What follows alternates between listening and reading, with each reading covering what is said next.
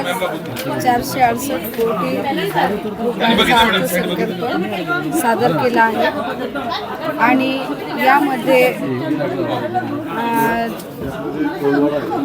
सर्व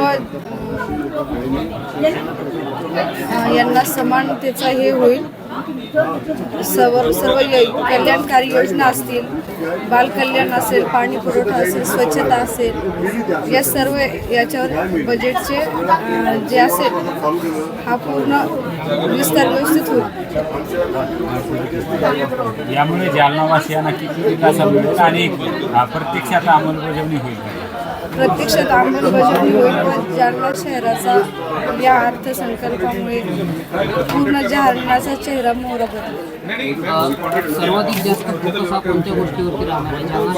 जालना दृष्टिकोनावर रस्ते, स्वच्छता आहे आणि स्ट्रीट लाईट आहे आणि बालकल्याण असेल, दिव्यांग असेल, मागासवर्गीय कल्याणकारी योजना असेल, अशा सर्व योजनेचा त्यावर विचार केला जाईल। सर्व सदस्यांना जालना शहराच्या विकासाकरिता एकजूट व्हावा असं काही आवाहन तुम्ही करणार आहात? हो, नक्कीच।